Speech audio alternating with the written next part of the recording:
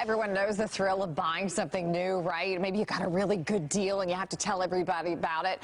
Well, some people even joke about being a shopaholic, but for some, the shopping high can actually be more than just a fun day at the mall. It can be a sign that there is an underlying mental health disorder. And joining us this morning to talk more about it, licensed mental health counselor and our good friend Shantala Boss. Great to see you. You too. So, okay, what are the signs of this? Because we're all guilty of this, right? I mean, I love to go into a store and be like, I cannot believe I just got that dress for $10, right? We all have that sense of like accomplishment when we get a good deal on something.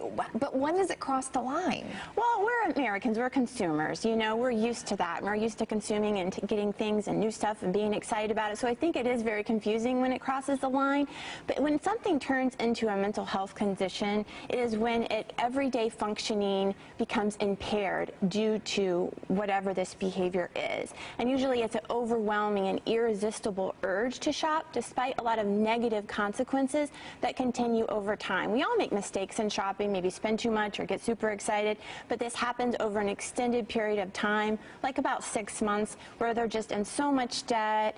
Family and friends, they're hiding things from family and friends, they're possibly hoarding, they are getting so many things that they're never able to use, and they're kind of having some secretive behaviors. So that's kind of what happens, and as a result of maybe an underlying condition or an anxiety or depression that might be going on with a person. So you brought up the hoarding, and I always think that's interesting to talk about because we all see the TV show and these extreme examples of hoarding, but it doesn't have to be extreme to be a problem, right? I mean, you could still be doing this on maybe a lower level and still have a mental health issue. Well, it may not be visible. A lot of times it can be hidden. There can be lying. You know, it's so easy to have the anonymous ability to shop online and nobody really knows. So it doesn't have to be hoarding necessarily, but if a person is lying about things or keeping things secretive, and then so you may not even see all the things that they're keeping around. Yeah. Okay, so there's so many different types of addictions. We talk about, you know, most people think of alcohol and drugs or gambling, but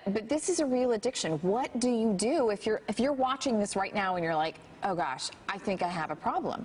Well, first is obviously looking at, do you think you have a problem and why? And so really understanding and trying to be self-aware, and that's where therapy sometimes comes into play. If you're like, wow, this problem is really causing a lot of issues in my life and in my relationships and my daily functioning. I'm not able to pay the bills or keep the electricity on, or, you know, I have so much debt that I need to look at this. Then it's what's going on internally with you. Right, because there is always an underlying problem, right? You don't just become a shopping addict for no reason. You don't. And compulsive behaviors like compulsive shopping can also be very similar to other compulsive or obsessive behaviors. Sometimes a person will be very anxious and then as a result will shop. That will give them a sense of gratification or power, but then they'll drop back into depression due to guilt and sadness. So it becomes a cycle, really looking at that. Is that what's going on? And is it giving you a relief but then giving you greater anxiety? Okay, it is fascinating. Shantala, how can our viewers find you? My website is shantalaboss.com. All right, great to see you as always. Thank you. You as well.